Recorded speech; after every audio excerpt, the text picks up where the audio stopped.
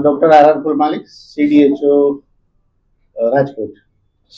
પરમ દિવસે જ્યારે અમને ખબર પડી કે ભાઈ આ રીતના ન્યૂઝ જે વાયરલ થયા છે, તો ગઈકાલે અમે લોકોએ તપાસ કરી હતી કે ભાઈ આની અંદર શું શું થઈ શકે છે. તો માનનીય DDO સાહેબ, માનનીય કલેક્ટર સાહેબ જોડેથી મુલાકાત કરી અને આગળ કઈ રીતે ઇવન સ્ટેટ લેવલે બી વાત કરી કે ભાઈ અમે આમાં કઈ રીતે આગળ વધી શકાય, બધાનો સાથની સાથે જ આગળ વધવું પડે. ગઈકાલે માનનીય DDO સાહેબે કીધું કે કમિટી બનાવીને તમે લોકો એની તપાસ કરો. તો બપોર પછી અમે લોકો એક કમિટી બનાવી, જેની અંદર હું એઝ એ CDHO, પછી અમારા RCHO ડૉક્ટર જોશી સાહેબ, ત્રીજા ડૉક્ટર સિંહ સાહેબ અમારા ક્વોલિટી એમઓ વત્તા ADHO, ચોથા જે છે આપણા PDUના જે ગાયનેકોલોજીસ્ટ છે એ હતા, અને એક MOHના પ્રતિનિધિ RMCમાંથી, અને એક ડૉક્ટર ઝાલા આપણા પરમકુવરવાળા. બધા જ અમે લોકો સાંજે 5 વાગે ગયા હતા અને આખી હોસ્પિટલના જે રેકોર્ડ છે એ બી જોયા, સાથે સાથે જ્યાં બનાવ બનેલો છે એ પણ જોયો.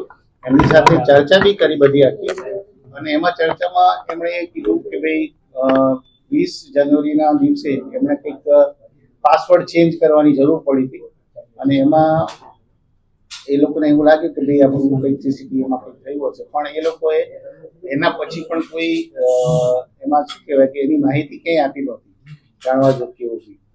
અને જ્યારે હોસ્પિટલની મુલાકાત લીધી તો ત્યાં જે લેબર રૂમની અંદર હતું એ કેમેરા લગાવેલા હતા એ વખતે. અત્યારે તો ખાલી એનું સોકેટ જ હતું એ લગાવી દીધું, અને કર્ટેન બી હતું.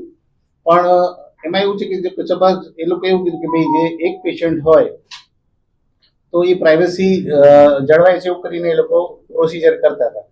પણ એ જે થવું જોઈએ ત્યાં જો કેમેરા લાગેલા હોય તો એ પ્રાઇવસીની ભંગ થાય છે. એટલે એ આપણા મેડિકલ એથિક્સ પ્રમાણે અને CCTVના રૂલ્સ પ્રમાણે બી આપણે એવું કહીએ કે ભાઈ માન્ય નથી. ક્લિનિકલ એસ્ટેબ્લિશમેન્ટ એક્ટની અંદર એવી કોઈ જોગવાઈ છે નહીં અત્યારે, પણ CCTVના જે નિયમો કે એવું હોય લાગુ પડતા હોય તો, અને મેડિકલ એથિક્સની અંદર એવું કહે છે કે મેડિકલ એથિક્સ એવું કે પેશન્ટની પ્રાઇવસી પહેલા, અને પેશન્ટની પ્રાઇવસી ના જળવાતી હોય, અને એમાં બી જો ફિમેલ પેશન્ટ હોય તો તમારે એટેન્ડન્ટ બી રાખવાનો છે, કર્ટેન બી રાખવાનો છે, અને એ રીતે એની પ્રાઇવસી, એની કોન્ફિડેન્શિયાલિટી બધી જ રહેવી જોઈએ એ છે.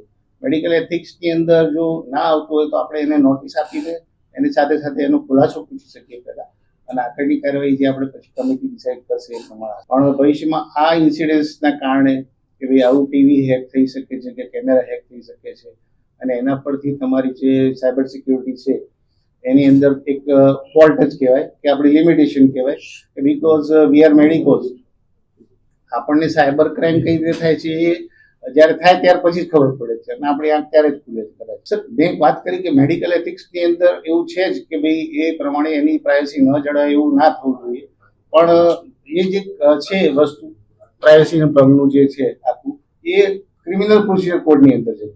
એન્ટ્રી અને એક્ઝિટ અને પાર્કિંગ એ 3 જગ્યાએ એ લોકોએ કીધું છે. CCTVની જે ગાઈડલાઈન છે એની અંદર તો એવું જ છે, બરાબર.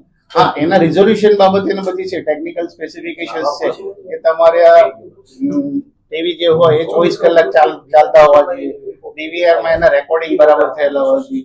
એની સાથે સાથે જે તમારે સાયબર ફ્રોડ ન થાય એના માટે સિક્યોરિટી, એનો એન્ક્રિપ્ટેડ ડેટા હોવો જોઈએ. એ બધી વસ્તુઓ છે એની અંદર. એટલે તમે જો વારંવાર એ ચેન્જ ના કરતા હોય, પાસવર્ડ ચેન્જ ના કરતા હોય તો you may be victim of that cyber fraud. પણ 2 વાગ્યા સુધી આપણને કીધું છે કે તમે તૈયાર કરીને આપજો. લગભગ આઈ થિંક એની 24 તારીખ આપેલી છે. પત્ર કર્યો છે, મેં આપને કોઈની જોડે શેર બી કરેલો સાથે. તાલુકા હેલ્થ ઓફિસર ને primary health centre, CHC, SDH, even private હોસ્પિટલના જે IMA જે આપણું સંગઠન છે, ઇન્ડિયન મેડિકલ એસોસિએશન, એના પ્રમુખને બી અમે લોકો એની માહિતી મોકલી છે કે ભાઈ આ રીતનું ક્યાંય બી બ્રીચ ઓફ પ્રાઇવસી થતું હોય તો પ્લીઝ એ જગ્યાએથી હટાવવા માટે પ્રયત્ન કરો.